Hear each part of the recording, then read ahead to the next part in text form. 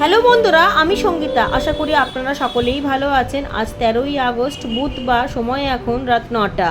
আজকে একটু দেরি হয়ে গেল ভিডিওটা দিতে। যাই হোক, অনেকটা কুমড়ো শাক তুলেছিলাম। কুমড়ো শাকটা পুরোটাই তুলে নিয়েছিলাম, কারণ যে মাটিটার মধ্যে হয়েছিল সেই মাটিটা আমি অন্য কাজে লাগাবো। অতিরিক্ত বৃষ্টিতে বাগানের অনেক গাছ কিন্তু নষ্ট হয়ে যায়। আমার এখানের ভেন্ডি গাছের অবস্থাটাও সেরকমই হয়েছে। সবকটা ভেন্ডি গাছ ঠিক থাকলেও এই দুটো ভেন্ডি গাছের অবস্থা খুবই খারাপ। তাই ভাবলাম তুলে দিয়ে ডাল পাতাগুলোকে একেবারে সরিয়ে দেবো কেটে, এবং শেকড়টাও কেটে নেবো। তারপর যে ডান্টিটা থাকবে সেটাকে রোদে শুকনো করতে দেবো।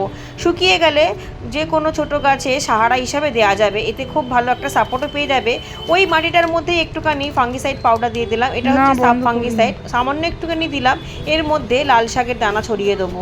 এর আগেও কদিন আগেই আমি লাল শাকের দানা ছড়িয়েছিলাম, সেগুলো খুব সুন্দরভাবে গ্রো হচ্ছে। শুধু লাল শাক নয়, এরকম ঝুরঝুরে মাটি বা উন্নত মানের মাটি থাকলে যে কোনো শাক গাছ বা সবজি গাছ খুব ভালোভাবে উঠে যায়।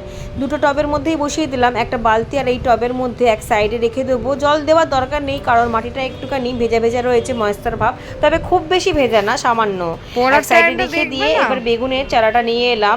10 ইঞ্চি মাটির টবের মধ্যেই করেছিলাম, বীজ থেকে তৈরি করেছিলাম, সেটাই এখন বেশ বড় হয়েছে। এটাকে একটু বড় জায়গায় দেবো। যত বেশি বড় জায়গায় দেবো তত বেশি বেগুন হবে, ডালপালা ততটাই ছাড়বে। আর এই গ্রো ব্যাগটার মধ্যে কুমড়ো গাছটা ছিল, যেটা আমি তুলে নিয়ে ঘরে নিয়ে গিয়েছি। কাঠের ছিলকা দিয়ে তৈরি করেছিলাম, ডিকম্পোস্ট হয়ে কাঠের ছিলকা ভুসি টুসি সব মাটিতে পরিণত হয়েছে। তবে যেটুকুনি ছিলকা ডিকম্পোস্ট হয়নি সেটা দিয়ে আবারও মাটি তৈরি করে নেবো বলে গ্রো ব্যাগটা আবারও খালি করে নিচ্ছি। বালতির মধ্যে ঝুরঝুরে মাটিটাকে ঢেলে নিয়েছি। নিচে দেখাচ্ছি কাঠের ছিলকাগুলো যেগুলো ডিকম্পোস্ট হয়নি। এইগুলো ডিকম্পোস্ট হয়নি ঠিক কথাই, এগুলোকে গ্রো ব্যাগের তলাতে আবারও দিয়ে দেবো, তাই জন্য বার করে নেবো।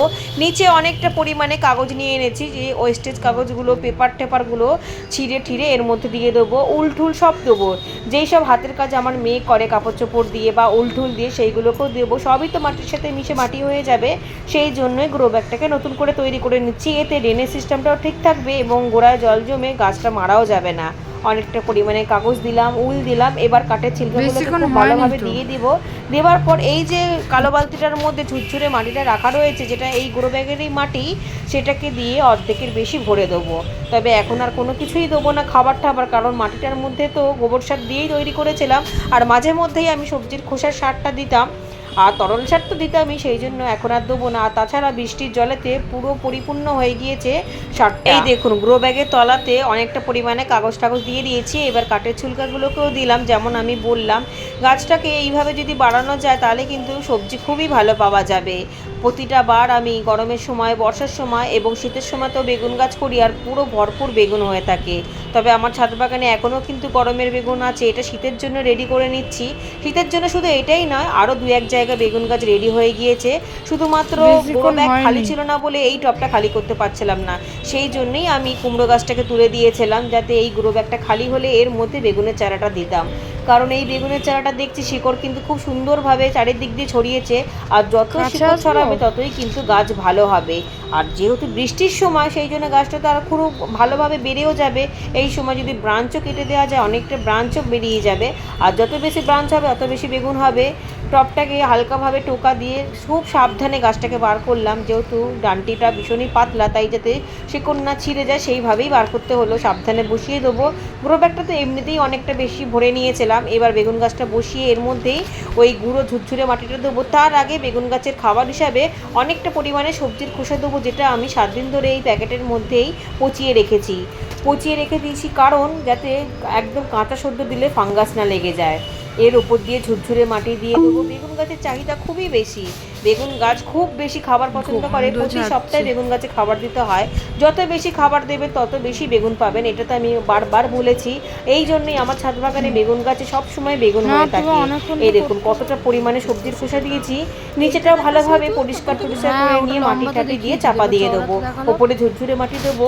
এখন কিন্তু আর কোনো রকমভাবে জল দেওয়ার দরকার নেই, কারণ মাটিগুলো এমনিতেই ভেজা ভেজা ভাব আছে। আর ঝুরঝুরে মাটি দিয়েছি তো কী হয়েছে, এর মধ্যে সবজির খোসার যে গলানো অংশগুলো রয়েছে সেটা দিয়েই গোড়াগুলো ভিজে যাবে। ওপর দিয়ে ব্যাগটা দেখুন মাটি দেওয়াতে কতটা ভরে গিয়েছে। অবশ্যই একটু মাটি বসেও যাবে, বৃষ্টির সময় তো, বৃষ্টি না হলেও তরল সার দিতে দিতে বসেই যাবে, তখন আবার খাবার দিতে দিতে আবারও ভরে যাবে। এক সাইড মতো জায়গায় রেখে দিলাম, গাছ তো ভীষণই ভালো রয়েছে। এবার বাকি ছাদের অন্যান্য কাজগুলোকেও সেরে ফেলতে হবে। টবটা যেহেতু খালি হয়েই গিয়েছে, তাই জন্য টবের মধ্যেও নিচে খানিকটা পেপার টেপার দিয়ে তার ওপর মাটি দিয়ে খুব সুন্দরভাবে টবটাকে তৈরি করে নিলাম। ঝুরঝুরে মাটি দিয়ে দিলাম, আর কলমি শাকের দানা ভিজিয়ে রেখেছিলাম, ভেবেছিলাম অন্য জায়গায় দেবো, যেহেতু এই টবটা খালি হয়ে গিয়েছে তাই এই টবটার মধ্যেই দেবো। সেটা 3তলা ছাদে রয়েছে, সেটাকে নিয়ে আসতে হবে। কলমি শাকের দানা একটু ভিজিয়ে রাখাই ভালো, ভিজিয়ে রাখলে খুব তাড়াতাড়ি কলা বেরিয়ে যায়, আর কলা বেরিয়ে গেলেই তো গাছগুলো খুব সুন্দর হবে। তবে সপ্তাহখানেক আগে আর একটা ক্যারেটের মধ্যেও কিন্তু আমি কলমি শাকের দানা সরিয়েছিলাম, সেই গাছগুলো খুব সুন্দর উঠেছে এবং খুব ভালোভাবে বাড়ছেও। এখানেও দিয়ে দিলাম, যেহেতু বেশি গভীরে দেওয়া যাবে না, উপর উপর দিয়ে দেবো, আর বীজগুলো দেখা গেলে পাখিতে খেয়ে নেবে, সেই জন্য চাপা দেওয়ার ব্যবস্থা করতে হবে। হালকাভাবে জল ছিটিয়ে দিলাম, ওই যেই জলটাতে ভেজানো ছিল সেই জলটাই ছিটিয়ে দিলাম। এবার এক সাইডে রাখবো। লাউ গাছের যে পুরনো পাতাগুলো আছে, বুড়ো পাতাগুলো, সেইগুলোকে তুলে রেখেছিলাম, সেইগুলোকে দিয়েই টবটাকে ভালোভাবে চাপা দিয়ে দেবো, যাতে পাখিতে দানাগুলো দেখতে না পায়। দুদিন চাপা দিলেই যথেষ্ট। একবার যদি শুরু হয়ে যায় তখন আর কোনো ভয় থাকবে না। এই দেখুন সাইডে চাপা দিয়ে রেখে দিলাম, 2-1 দিনের মধ্যেই এখান থেকেই অঙ্কুরোদ্গম হয়ে গিয়ে খুব সুন্দর শাক বেরাতে শুরু হয়ে যাবে।